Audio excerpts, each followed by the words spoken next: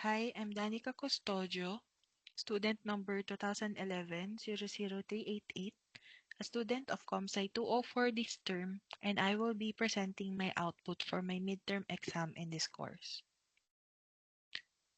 First, I will be defining the following concepts that we learned in this course, namely array, linked list, stacks, queue, binary search tree, and AVL. To start off, let's start with array. So an array is a type of data structure where its elements are arranged in an order. It is used to store a collection of elements with the same data type. These elements or data in an array are assigned to an index, and we use these indices to access the elements within the array. Next, linked list. A linked list is another data structure where each element of the list is linked through nodes. It is more complex than an array since each piece of data has a node. Each node in a linked list has a pointer that connects to the next node. Unlike arrays, elements stored in a linked list can be of different data type. There are three types of linked list, namely singly linked list, doubly linked list, and circular linked list. First, in a singly linked list, each node has only one connection to the next node.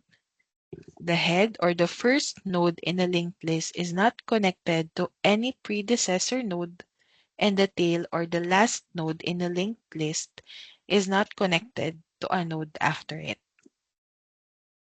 Then we have the doubly linked list, which ensures that every node at the middle of the list, meaning excluding the head and the tail nodes, are connected to both the previous and next nodes to it. Lastly, in a circular linked list, it can be either a singly or a doubly linked list, but the head and the tail nodes are connected to each other, which allows for a continuous cycle throughout the list. Next, stacks. A stack is a type of implementation that can be applied to arrays or linked lists.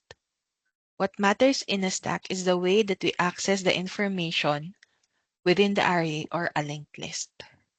Stacks follow the LIFO rule or last in first out rule. Imagine a pancake.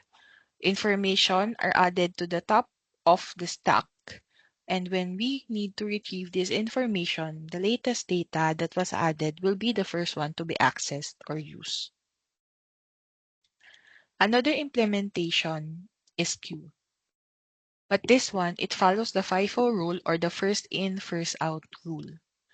The way that queues work in programming is similar to the way that we see the queues in a grocery store cashier works. The first customer who lined up in a cashier first will be served first. Next, the binary search tree. This type of data structure allows for a quicker search through a sorted set of values. A binary search tree, or BST, consists of nodes and child or children. As the name implies, each node in a BST can have a maximum of 2 child nodes connected to it, and the location of these nodes determine the order of the values within the BST. The left child node contains the values that are lower than the parent node, and the right child node has values that is equal to or higher than the parent node. Next, the AVL. The AVL, or Adelson, Velsky, and Landis. So they are the inventors of the AVL tree. An AVL tree is a type of a self-balancing BST. A balanced BST is a BST where the difference between the height of the left and right child of each node, or what we call as the balance factor, is at most 1. Similar to BST, we can insert a node into an AVL tree. However, due to multiple insertion of nodes, an AVL may become unbalanced, but we can restore it using different type of rotations. So the idea of rotations is that we swap the position of connected nodes to achieve a balanced BST while still maintaining the properties of an AVL tree. Next, we have the heaps. Unlike AVL, a heap is an array that can be represented as a complete binary tree with ordered nodes.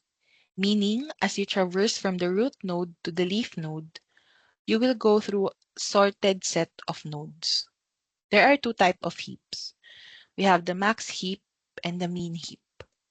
In a max heap, the nodes in its binary tree representation will always have a greater value than its children.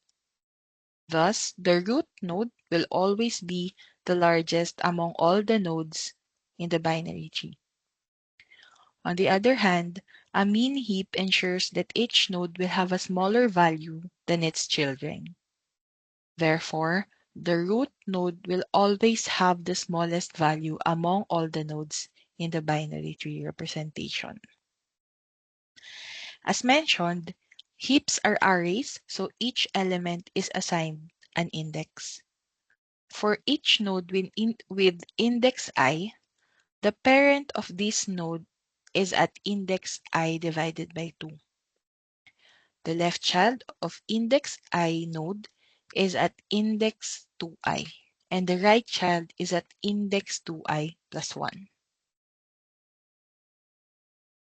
The last concept that I would discuss would be hashing.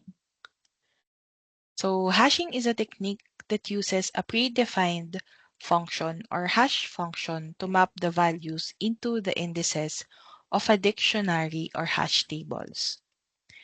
This concept is commonly used when transforming a given key to another set of values by using a dictionary. During mapping, collision may happen due to multiple values being mapped into the same index in a hash table.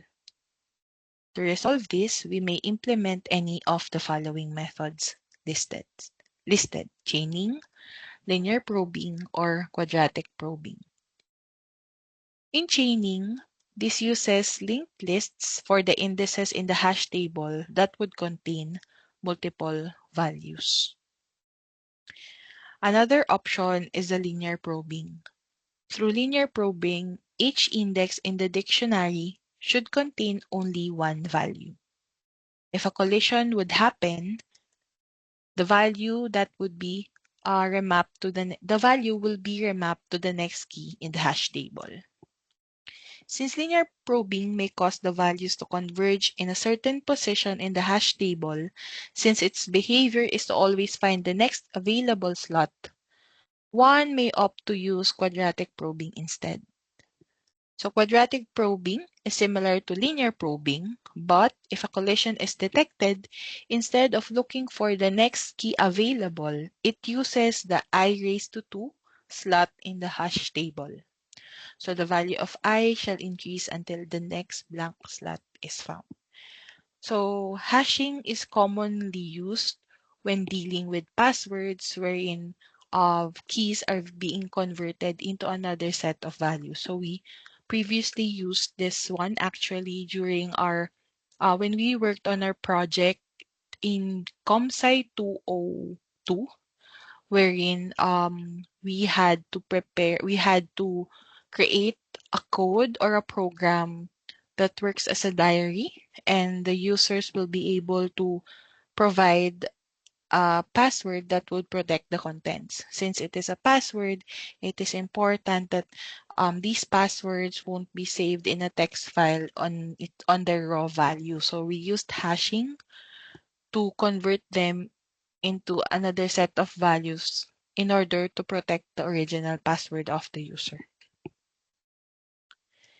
And then next, I would be sharing my experience when working on our programming assignments here at ComSci 204. So it was very refreshing and yet challenging to practice independent learning, but I do understand that this is the setup here at Open University. And it actually made me realize and learn a lot of things about myself as well. For a visual and kinesthetic learner like me, I really had to put more effort in studying since there are no lecture videos provided in this course. So to supplement the reference material provided to us, I search online videos and tutorials to understand the concepts, and I also practice writing codes on my own to better understand how these concepts work. Looking for tutorial videos that may fit my learning style is already a challenge, so I had to watch multiple discussions and read different materials to make sure that I really understood the concept correctly. However, sometimes discussions may still be overwhelming depending on the speaker. Also, the reference material provided mainly uses a theoretical approach to discuss the topics, so I made sure to search for other actual examples or representations to better understand them. And then lastly, I would like to share my chosen Sustainable Development Goal, or SGD. So for this one, I chose goal number 11, or the sustainable cities and communities. For this one, I would like to propose a system that would address the problems that arise during a disaster or natural calamity. Here in the Philippines, lives are put at risk during natural calamities due to lack of a comprehensive guideline and accessible information during the onslaught of emergency. I am from Marikina City, and I personally experience this whenever there is a typhoon and heavy flooding is experienced in our city. Although we are aware that evacuation areas are available around, a quick and efficient route to those evacuation areas are very important as every second matters during calamities like this.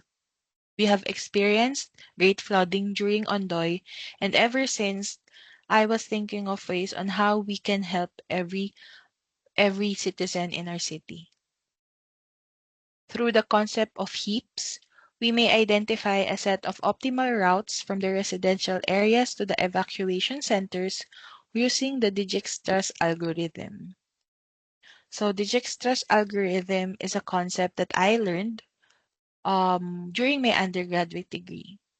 And the idea revolves around efficiently looking for the shortest path possible between two nodes. So this concept may be directly applied to identify the optimal route from residential areas in each location to the nearest evacuation center that they can go through during these emergencies. Making sure that these evacuation centers or these evacuation exercises are done in the shortest time possible means safety for the individuals.